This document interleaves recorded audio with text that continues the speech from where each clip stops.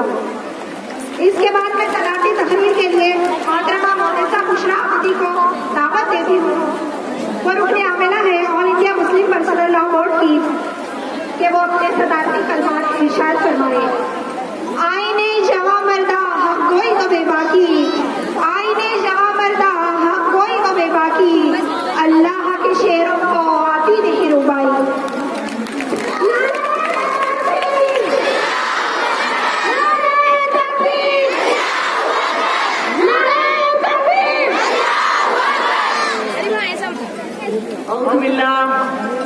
اعوذ باللہ من الشیطان الرجیم. بسم اللہ الرحمن الرحیم. نحمدہ ونصلی علی رسولہ الکریم. الحمدللہ کفا وسلام علی عبادہ الذین اصطفی. رب اشرح لی صدری ویسر لی امری واحلل عقدۃ من لسانی یفقہوا قولی.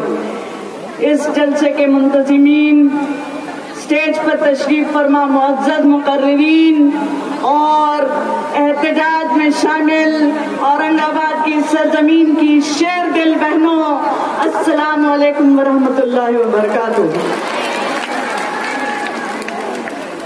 میں بہت دیر سے اس جلسے کی کارروائی کو پورے غور و خوض سے نہ صرف سن رہی ہوں بلکہ جذبات کے اعتبار سے، احساسات کے اعتبار سے اس کے پل پل کا حصہ ہوں. اور میں ایک بار آپ کے جذبوں کو سلام کرتی ہوں کہ گھنٹوں سے آپ یہاں مسلسل اس کالے قانون کے خلاف سراپا احتجاج بنی اورنگ آباد کے اندر شاہین باغ کا نقشہ پیش کر رہی ہیں.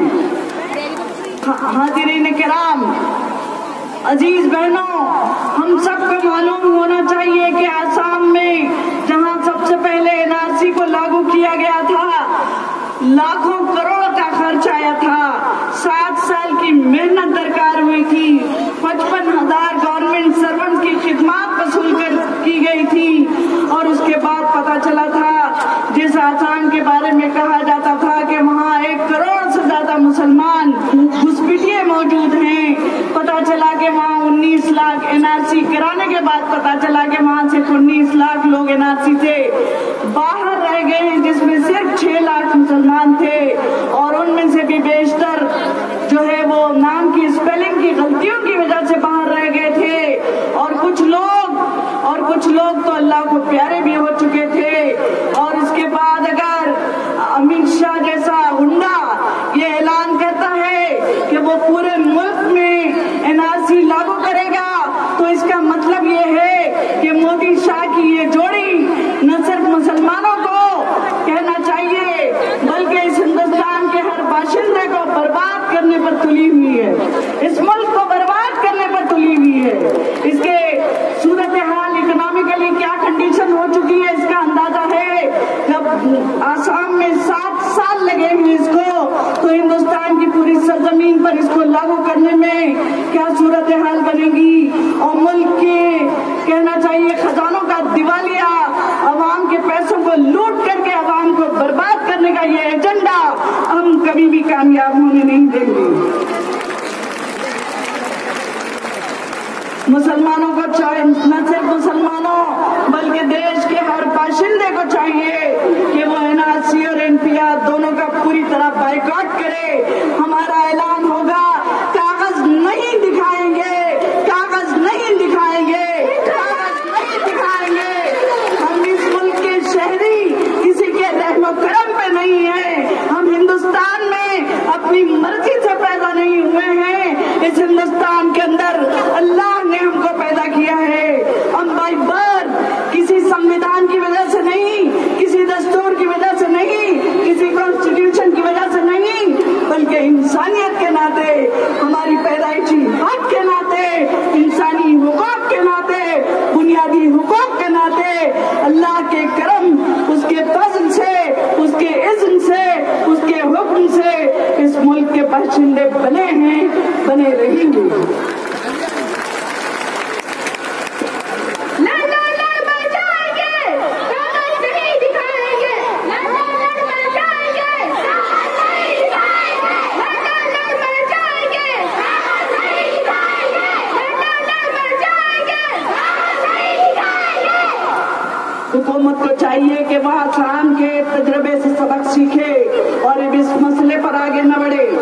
CAA हद दर्जे गैर मुनसिफाना है।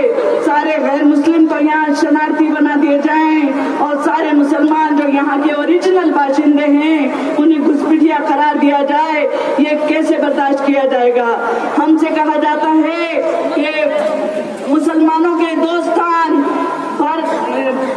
पाकिस्तान या कब्रिस्तान, तो कब्रिस्तान तो हम जाएंगे लेकिन इसी मुल्क के अंदर हमारी कब्रें होंगी। इस बात का ख्याल रहे, जिनको पाकिस्तान जाना था वो चले गए। हमारे बाप दादा ने यहाँ रहने का फैसला किया है और पाकिस्तान को जो जमीन तुमने दी थी, पाकिस्तान को जो जमीन बंटवारे के वक्त मिली थी, वो उतने ही लोगों के लिए काफी थी जिनको के तुमने पाकिस्तान भेज दिया। लेकिन हमारे हिस्से की जमीन भी यही है और उसी जमीन में हम जिंदा रहेंगे, उसी जमीन में हम रहेंगे, उसी जमीन में हम दम होंगे। किसी की हिम्मत और जुर्रत नहीं है कि वो हमसे सवाल करे, हमारी शहरियत पर क्वेश्चन मार्क लगाए। मोदी इनकलाब जिंदाबाद, इनकलाब जिंदाबाद, इनकलाब जिंदाबाद। नारे तकबीर, नारे तकबीर, नारे तकबीर। ये मोदी और अमित शाह, ये गुजरात के खूंखार गुंडे आज हमसे शहरियत का सबूत मांगते हैं। जब ये चाय बेच रहा था तब उससे किसी ने अगर सबूत मांगा होता तो क्या ये अपने डॉक्यूमेंट पेश कर सकता था? आज भी ये अपनी एजुकेशनल क्वालिफिकेशन के सबूत पेश कर सकता है तो हमसे मांगने की जुर्रत करे। इसकी HRD मिनिस्ट्री में जो स्मृति ईरानी थी वो कहने को तो कहना चाहिए कि वो HRD मिनिस्ट्री की सरबराही कर रही थी लेकिन उसके पास अपने डॉक्यूमेंट्स नहीं थे। तुम हमसे डॉक्यूमेंट्स मांगते हो और अगर हम तुमसे डॉक्यूमेंट्स मांगने पर उतर आए तो क्या तुम हुकूमत में बागी रहोगे?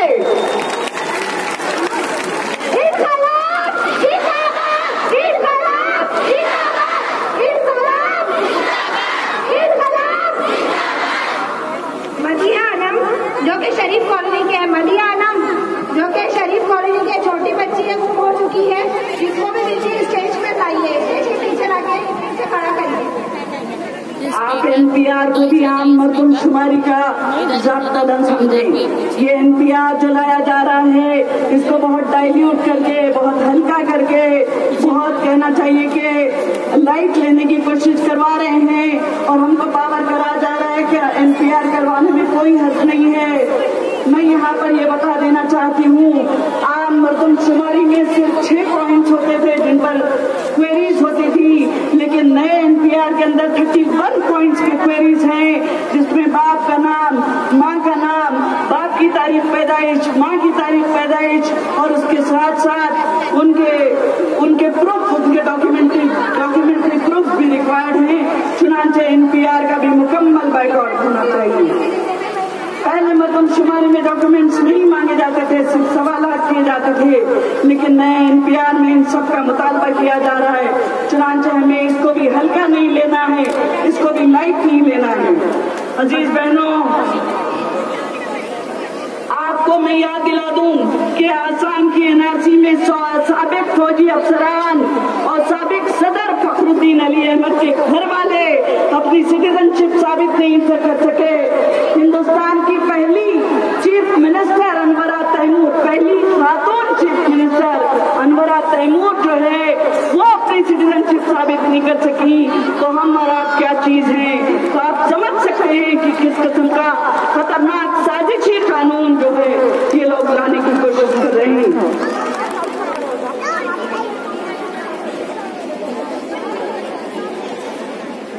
ये लोग जब अपनी एजुकेशन, और सवाल ये है कि जो लोग झुग्गी झोंपड़ियों में रहते हैं वो अपनी दस्तावेजात कैसे पेश कर सकेंगे? फिर ये भी हकीकत है कि सारी दस्तावेजात होने के बावजूद क्या हम अपनी शरीयत साबित कर सकते हैं? सवाल ये है कि अगर किसी के घर में चोर घुस जाए तो क्या घर के लोगों को ये साबित करना पड़ेगा कि हम चोर नहीं हैं? तो ये कैसा मुतालबा है? क्या चोर को पकड़ने और तलाश करने की जिम्मेदारी तो हुकूमत की होनी चाहिए? अगर कुछ घुस भी दिए इस मुल्क में सचमुच आ गए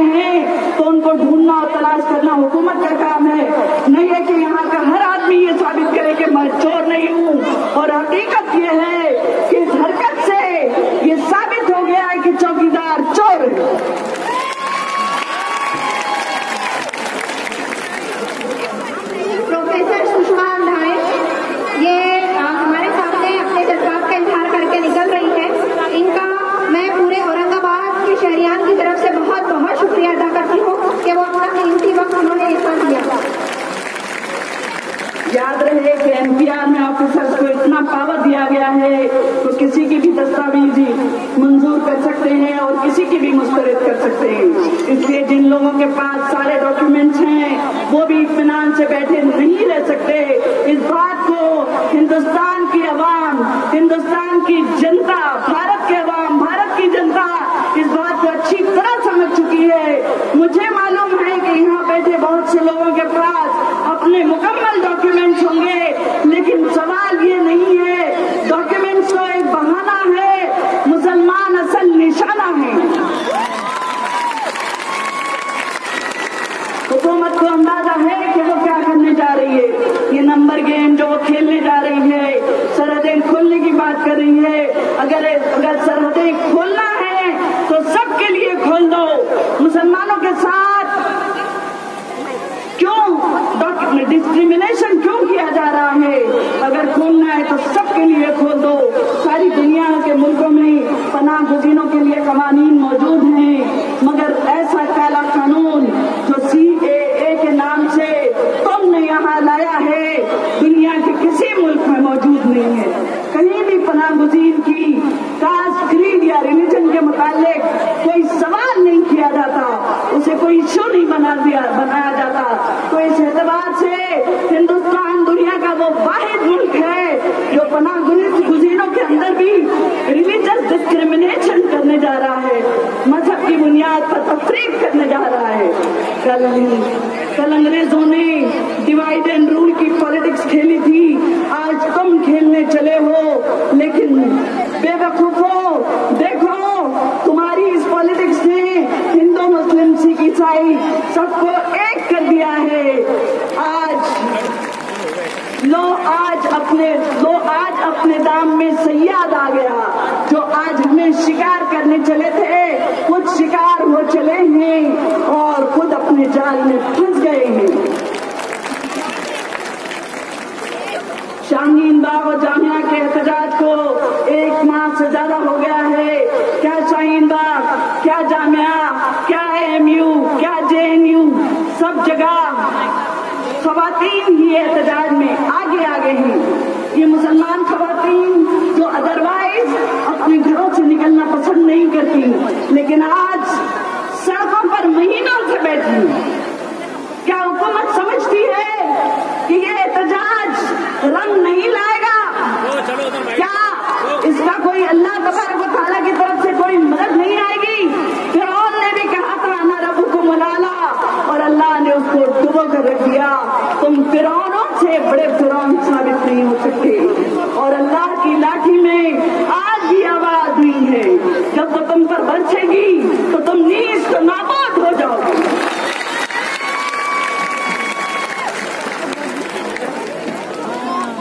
आज शाहीन बाग की खवातीन अपने बच्चों से कहती हैं इम्तिहान के दौरान कि तुम्हें जो कुछ आता है अपने इम्तिहान में लिख कर आ जाओ। मैं तो प्रोटेस्ट में जा रही हूँ, इसलिए कि तुम्हारी तालीम से ज्यादा देश को बचाना जरूरी है। हिंदुस्तान की मुसलमान खवातीन और आमतौर पर सारी खवातीन बेदार हो चुकी हैं, वो अपनी बका की जंग लड़ रही हैं। और अजीज बहनों, शहरियत हमारा बुनियादी हक है। मैंने पहले भी कहा और मुझे दोहराने दीजिए कि ये हक न दस्तूर ने हमें दिया है, न संविधान ने, ये हक खुदा ने हमें दिया है और इसे हमसे कोई छीन नहीं सकता। और अगर हमें पाकिस्तान जाना होता तो उस वक्त चले जाते जब मुल्क का बंटवारा हुआ था। We are Indians by choice and not by chance.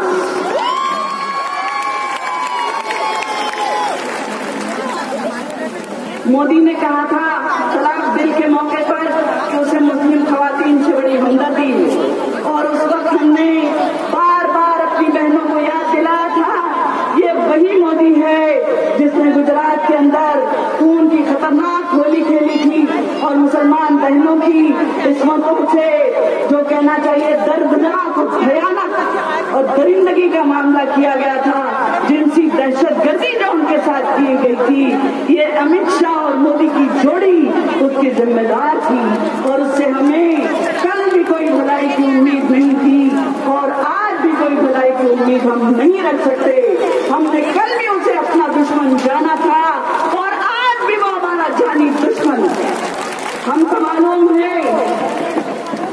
یہ لاکھوں عورتیں خون جما دینے والی سردیوں میں سڑک پر کیوں بیٹھی ہیں؟ کیونکہ ان خواتین کو معلوم ہے کہ خدا نخواستہ اگر کسی کو ڈیٹینشن کیمپ میں ڈال دیا گیا تو کیا ہوگا؟ نہ جان کی امان، نہ ایمان کی خیر، نہ عفت و عصمت محفوظ رہے گی، نہ بال بچوں کی خیریت معلوم ہو سکے گی۔ ایسے دردناک منظر کو دیکھنے سے پہلے ہمیں سڑکوں پر سال ہر سال اگر بیٹھنا پڑ جائے تو ہم بیٹھیں گے اور ہم دیکھیں گے۔ مودی نے کہا تھا کہ احتجاج کرنے والوں کو ان کے کپڑوں سے پہچانا جا سکتا ہے۔ ہم کہتے ہیں لو دیکھو ہم نے اپنے آنچل کو پرچم بنا لیا ہے، اور جس طرح سے کہ ایران کے اسلامی انقلاب کے موقع پر کسی دانشور نے لکھا تھا کہ آج مسلم خواتین کے سروں پر کا حجاب اسلامی انقلاب کا پرچم بن چکا ہے، تو آج ہندوستان میں وہ آئے اور یہ منظر دیکھیے۔ ہم بھی اپنے حجاب کے ساتھ احتجاج کر رہیں گے، کلمہ لا الہ کے ساتھ احتجاج کر رہیں گے، کیونکہ وہ یہ سب اسی لیے تو کر رہے ہیں کہ ہم مسلمان ہیں۔ وہ غیر ملکی غیر مسلموں کو بھارت میں بسانے اور یہاں کے مسلمانوں کو ملک سے اجاڑنے کی کوشش کر رہے ہیں۔ یہ اس لیے ہے کہ ملک کی ڈیموگرافی کو، آبادی کے تناسب کو الٹ پلٹ کر رکھ دینا چاہتے ہیں، تاکہ ہندوستان میں غیر مسلموں کا فیصد بڑھایا جائے تو مسلمانوں کا فیصد کم کیا جائے، یا پھر مسلمانوں کو اتنا تنگ کیا جائے کہ خدا نہ خواستہ نعوذ باللہ معاذ اللہ مسلمان اپنا مذہب تبدیل کرنے پر مجبور ہو جائیں۔ تو ہم ان کو یہ بتانا چاہتے ہیں اس احتجاج کے ذریعے کہ انشاءاللہ کلمہ لا الہ پر زندہ رہیں گے، کلمہ لا الہ پر مریں گے، لیکن اس ملک کے اندر جو تمہاری سازش ہمارے خلاف چل رہی ہے اس کو کبھی کامیاب نہیں ہونے دیں گے۔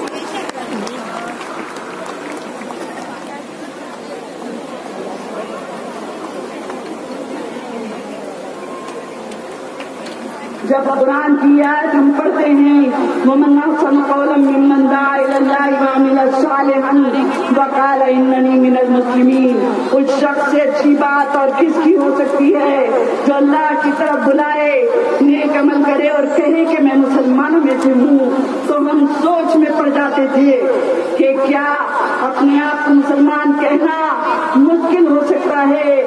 آج اگر یہ مشکل ہو سکتا ہے تو ہم بار بار کہیں گے کہ ہاں ہم مسلمان ہیں، ہم ہندوستانی ہیں، ہم اس ملک کے باشندے ہیں۔